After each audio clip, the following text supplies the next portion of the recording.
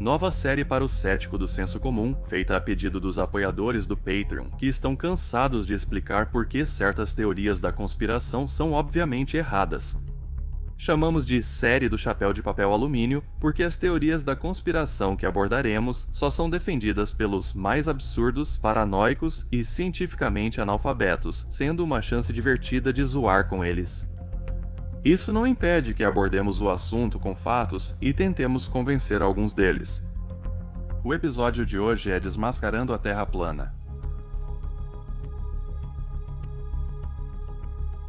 Há um grupo crescente de pessoas influenciadas por redes sociais que acredita que a Terra é plana ignorando evidências científicas.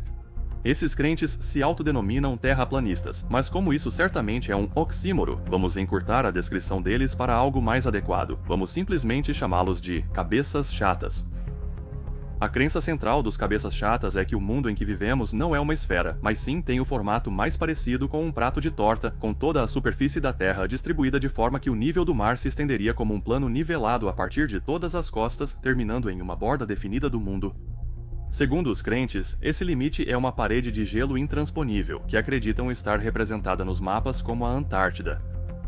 O fato de espaçonaves de todas as épocas terem fotos da Terra de várias altitudes não desanima o raciocínio deles, pois acreditam que todas as imagens e transmissões da National Aeronautics and Space Administration são forjadas para manter a humanidade ignorante sobre a verdadeira natureza do planeta.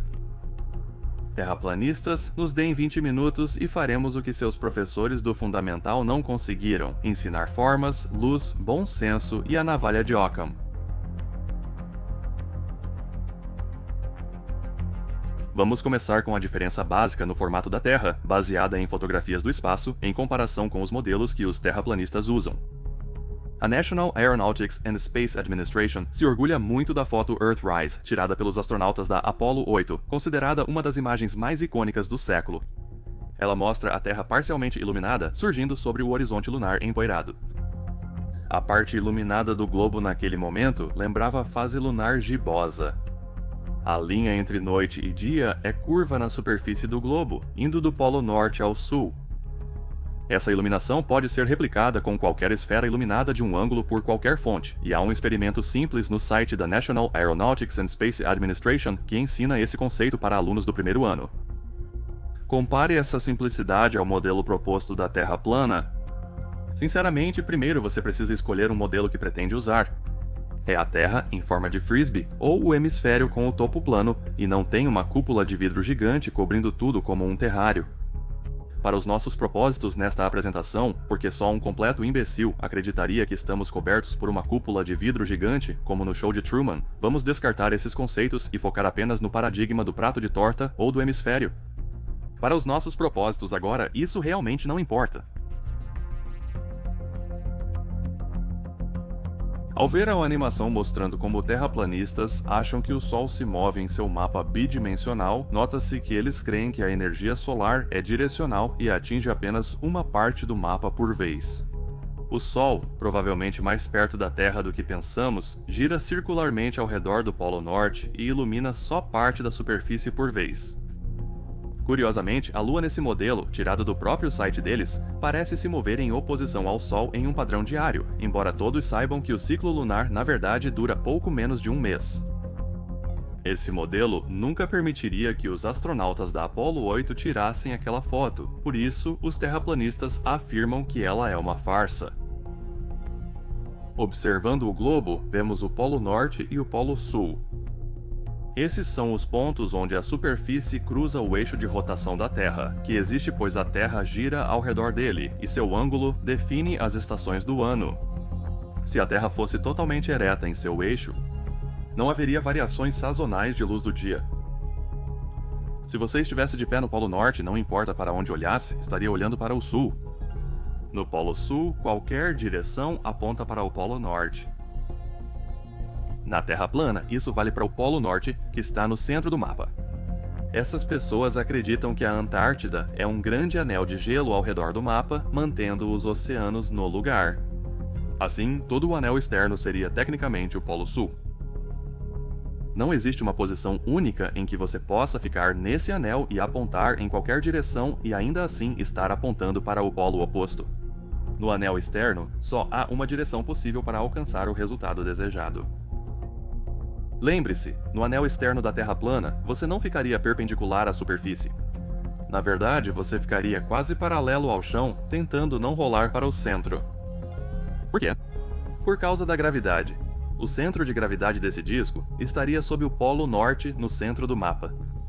Essa é a direção para a qual você seria puxado, não importa a sua posição no disco. Quanto mais perto do centro, mais ereto você ficava. Ao se aproximar da borda, o contrário ocorria. O tempo todo, haveria uma linha imaginária passando do centro do planeta, pelos seus pés, até o topo da sua cabeça.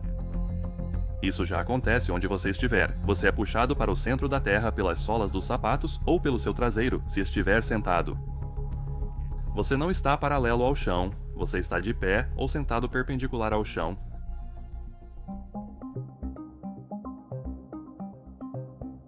Na Terra, ao observar o mar, você vê onde ele encontra o céu, formando o horizonte.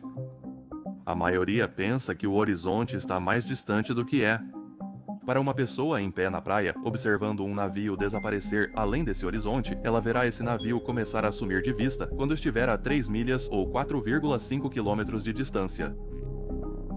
Mais importante, ao usar binóculos, verão o navio parecer afundar no mar de baixo para cima. E se subissem numa escada ou fossem até o topo de um prédio próximo para ter um ponto de vista mais alto, conseguiriam ver o navio novamente e assistiriam ele desaparecer uma segunda vez. Em uma terra plana, ao se afastar, seria possível ver o navio cruzar de Nova York a Gibraltar, ficando menor, mas nunca sumindo da vista.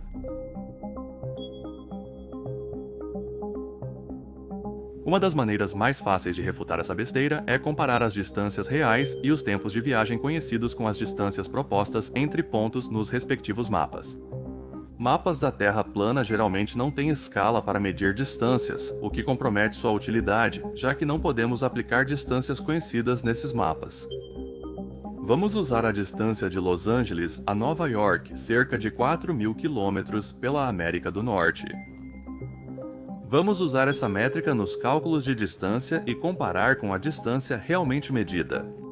Para isso, vamos selecionar 3 pontos do Sul facilmente identificáveis para capturar as distâncias entre eles no globo versus a Terra plana.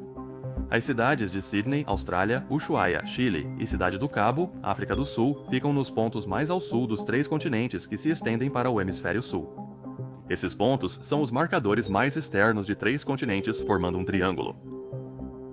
No mapa Flathead, partindo da Cidade do Cabo, são 5 trajetos de 4.000 km até Ushuaia, Chile, totalizando mais de 20.000 km. Por medições de sistema de posicionamento global no Google Earth e tempos de voos internacionais, sabemos que essa distância é inferior a 6.800 km. Logo, a medição dos mapas está errada por um fator de 3.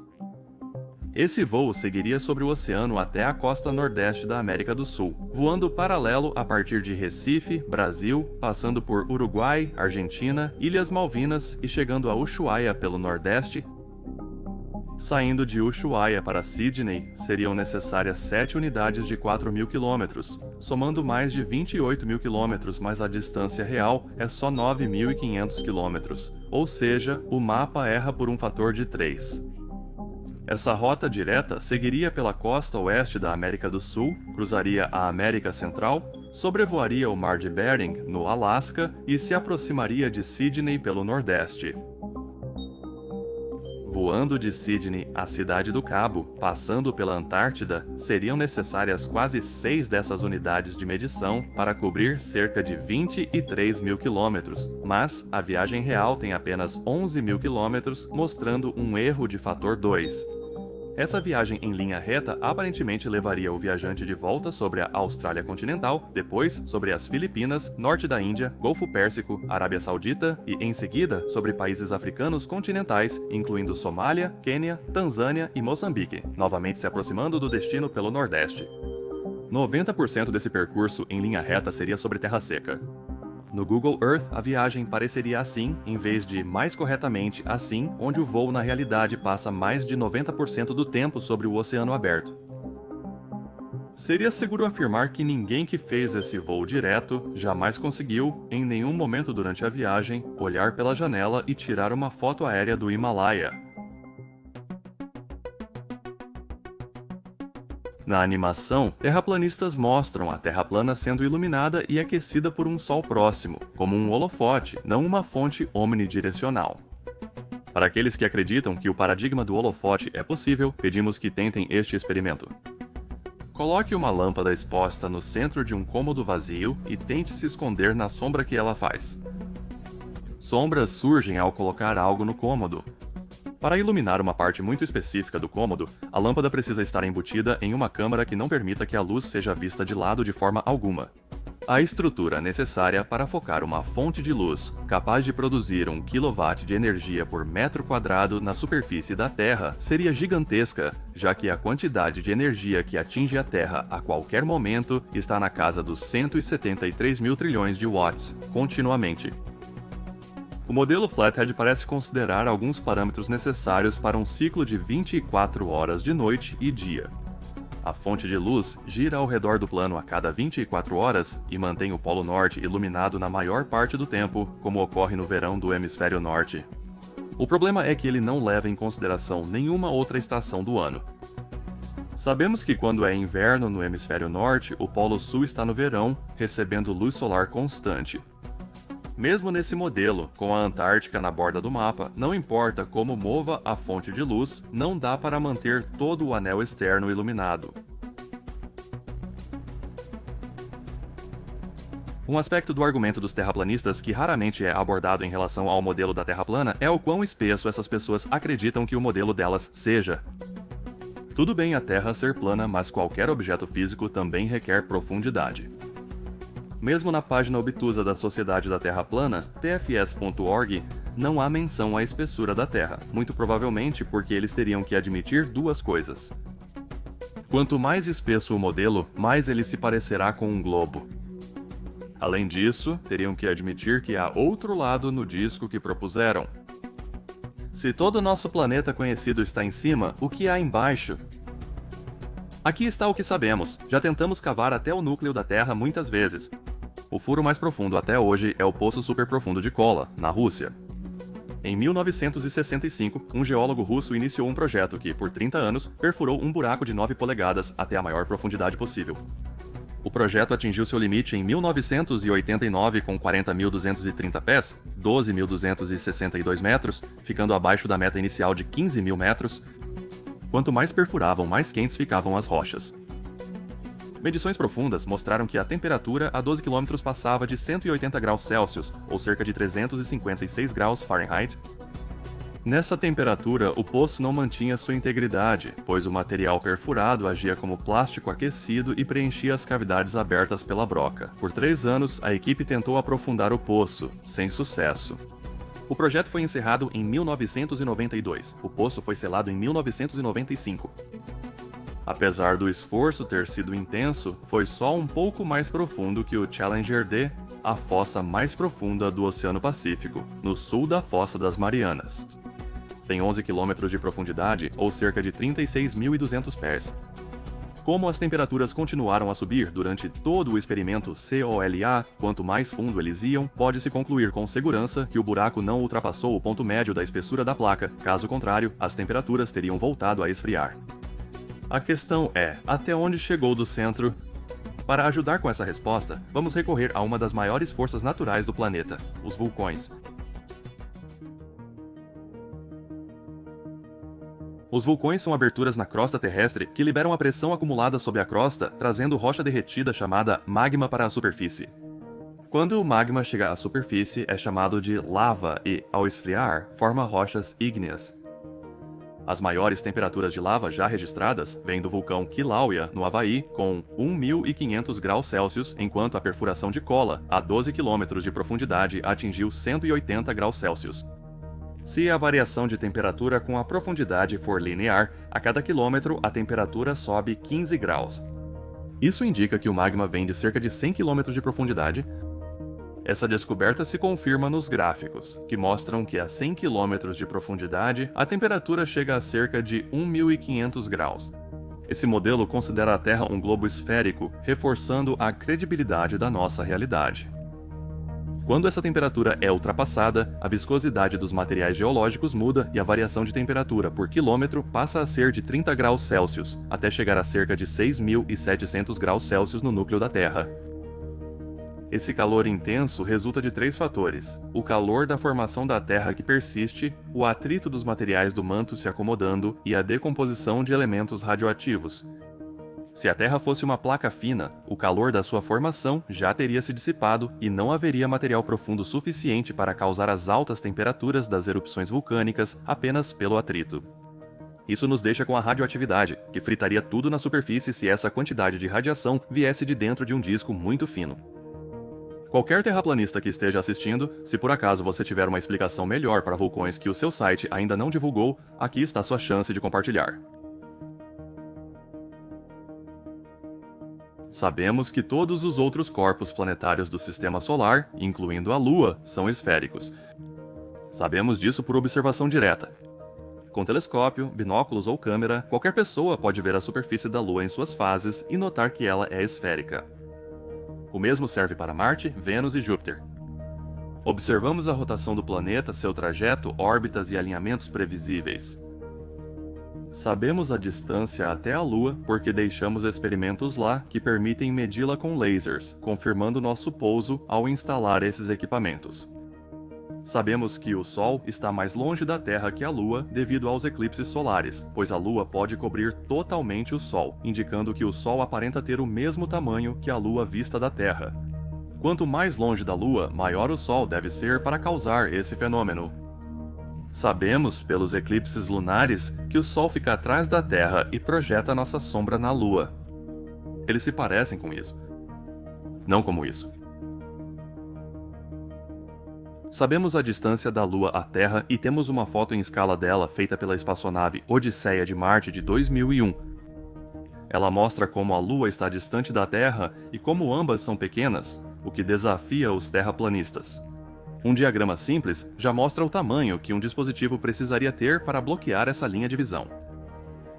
Você liga o topo da Terra à base da Lua com uma linha reta. Do topo da Lua, trace uma linha até a base da Terra. Chamaremos esses pontos de polos, mesmo que não seja totalmente exato. Agora, vamos resumir isso em um diagrama fora de escala, mas mais fácil de visualizar. Para um dispositivo bloquear totalmente a luz solar no Polo Sul, ele precisaria impedir que o observador visse qualquer parte do Sol. Conforme o Sol se move, a abertura do dispositivo faria o Sol sumir. Como a distância entre os objetos é de 240 mil milhas, 386 mil km, e a interseção cerca de 180 mil milhas, 290 mil km, o Sol precisaria estar em uma câmara de no mínimo 120 mil milhas, 193 mil km, para que no polo sul da Terra não se visse luz do polo norte da Lua. Se esses observadores fossem para o Equador, voltariam a ver a luz do Sol. Se o dispositivo for mais curto, pessoas no polo sul ainda veriam a luz do Sol. Mais importante ainda, todos na Terra, dependendo de onde estão olhando, estariam observando o Sol ou a Lua com formatos diferentes, variando de um oval muito fino até um círculo completo no zênite do Sol. Outro ponto sobre a animação do mapa. Sabemos que as marés oceânicas são causadas pela Lua e alternam entre alta e baixa 4 vezes ao dia. O ciclo lunar também tem duração de 30 dias. Marés e fases da Lua não são consideradas no modelo planetário em formato de prato deles. Todas as manhãs, assistimos o Sol aparecer abaixo do horizonte, atravessar o céu visível e depois novamente desaparecer abaixo do horizonte. Não importa o quão alto suba, isso permanece verdade. Você pode assistir isso acontecer de uma praia, durante um voo de longa distância ou até mesmo da órbita.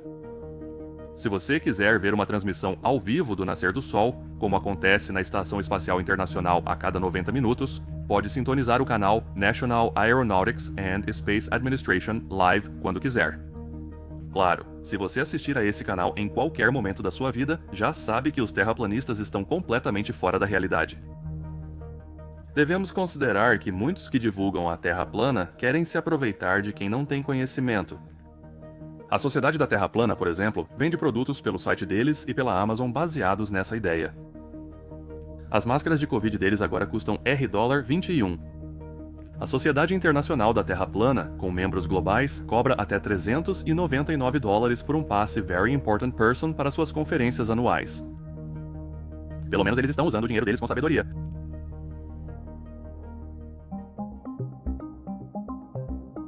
O grande representante dessa organização, que até ganhou um episódio próprio no National Geographic Explorer por causa dela, é Mark Sargent. Esse ex-desenhista de software acredita mesmo que o globo é plano? Ou então está ficando rico às custas das pessoas que ele consegue enganar, fazendo-as acreditar nessa baboseira? No episódio da Nat Geo, o apresentador visita um experimento em um lago, onde cientistas mostram como um navio desaparece no horizonte de baixo para cima. Mark Sargent e seus terraplanistas estavam nessa demonstração, e a resposta deles? Eles negaram a validade do experimento enquanto assistiam e culparam os resultados em ilusões de ótica. Mark Sargent também nega que o homem tenha ido ao espaço. Ele afirma que fotos da órbita são photoshopadas e vídeos do globo são encenados, mantendo essas crenças como um devoto davidiano francês diante das câmeras. Para aquelas pessoas que acreditaram no discurso de vendas de Sargent, vamos mais uma vez recomendar a navalha de Occam. Esta filosofia diz que, diante de duas explicações para um fato, a mais simples provavelmente é a correta. Qual a explicação mais simples para o mundo em que vivemos? Que nosso planeta seja um prato de torta sob uma cúpula de vidro com estrelas pintadas, onde distâncias e estações do ano não podem ser modeladas e fotos do espaço são sempre falsificadas, ou que ele tenha o mesmo formato esférico dos demais objetos do sistema solar, girando ao redor do Sol, com fusos horários e estações facilmente explicados por uma esfera inclinada, como mostram fotos tiradas por astronautas e satélites há décadas. Se essa pergunta é difícil para você, precisamos questionar onde você está na escala de quociente de inteligência de Binet. Você é um idiota aspirando a se tornar um imbecil, ou é um imbecil que teria que estudar dia e noite para virar um débil mental? Se você realmente acredita na Terra plana, só há duas opções para você. Obrigado por acompanhar este episódio bem-humorado do Cético do Senso Comum. Nos divertimos bastante com este episódio, então muito obrigado aos nossos apoiadores pela sugestão. Agradecemos aos apoiadores do Patreon pelo apoio ao canal. Johar, Stink Pickle 4000, Alex Kane e Clemens Arbeiser foram os 4 primeiros a apoiar este canal. Faltam poucos dias para a atualização de outubro de 2020 da SpaceX sobre os esboços do Starship. Quem acompanha nossa série, fique atento para essa novidade. Clique no botão de curtir, compartilhe com seus amigos e ative o sino de inscrições para saber quando o Cético do Senso Comum voltar.